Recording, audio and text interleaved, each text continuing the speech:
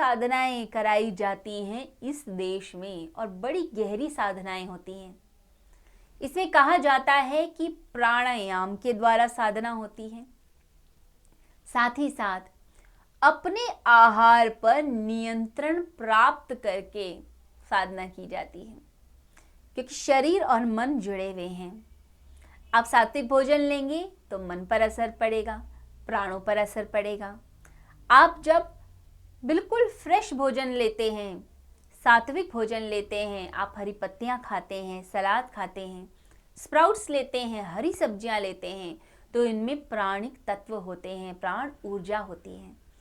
उसको जब ग्रहण किया जाता है, यानी जब भोजन बनाया उसके 2 घंटे के भीतर हम लें और सात्विक लें, जिसमें घी तेल ना हो, मसाले ना हो, तो ऐसा भोजन प्राण तत्व देता है। तो प्राण ऊर्जा बढ़ाने का यह एक साधन माना गया। ऐसे ही अच्छी नींद को लेना, जब हम अच्छे से सोते हैं तब हम फ्रेश होते हैं, और जिस दिन नींद पूरी नहीं होती तो इरिटेशन स्टार्ट होती है। तो अच्छी निद्रा यह भी प्राण ऊर्जा को बढ़ाती है। साथ ही साथ अच्छे पॉजिटिव विचार ये भी आपकी ऊर्जा को बढ़ाते हैं। तो इसलिए प्राण साधना जो लोग करते हैं वो बैलेंस लेकर आते हैं अपने जीवन के अंदर, क्योंकि बैलेंस नहीं होगा तो सब कुछ गड़बड़ा जाएगा। तो प्राण ऊर्जा जिसकी ज़्यादा होगी वो व्यक्ति जल्दी इरिटेट नहीं होता। यदि इरिटेशन ज़्यादा हो रही है, इसका मतलब है आप थक रहे हैं, अंदर से ऊर्जा क्षीण हो रही है। तो प्राणिक साधना कीजिए। ये प्राण साधना आपको ऊर्जा से भरेगी, चेहरे पर एक कांति, एक ओज आएगा और आप शक्ति से काम कर पाएंगे। कैसे? आप आहार के द्वारा भी संयम कर सकते हैं। आहार संयम के द्वारा मन पर नियंत्रण पाकर मन की उत्तेजनाओं को कम करके काम क्रोधाग्नि पर काबू किया जा सकता है।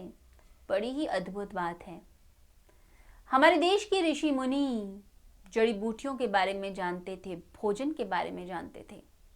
ये प्राचीन परंपरा हमारी रही है कि हम जानते थे चीज़ों के बारे में, अन्न के बारे में, सब्जियों के बारे में, औषधियों के बारे में, तेल के बारे में, रसायनों के बारे में, हर्ब्स के बारे में, जो मसाले डाले जाते हैं उनके बारे में।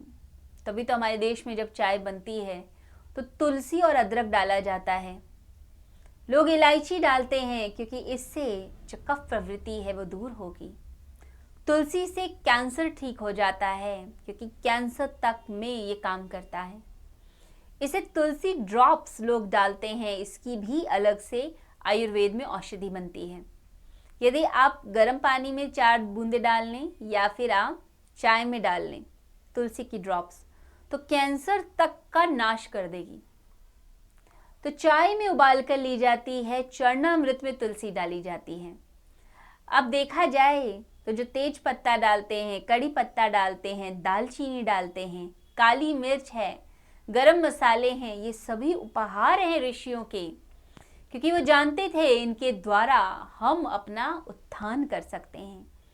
हमारी सात्विक, राजसिक और तामसिक स्थिति भोजन से बनती है। सात्विक भोजन यदि लेंगे तो सात्विक मनः स्थिति, राजसिक लेंगे तो राजसिक मनः स्थिति, और तामसिक लेंगे तो वैसी मनः स्थिति होती है।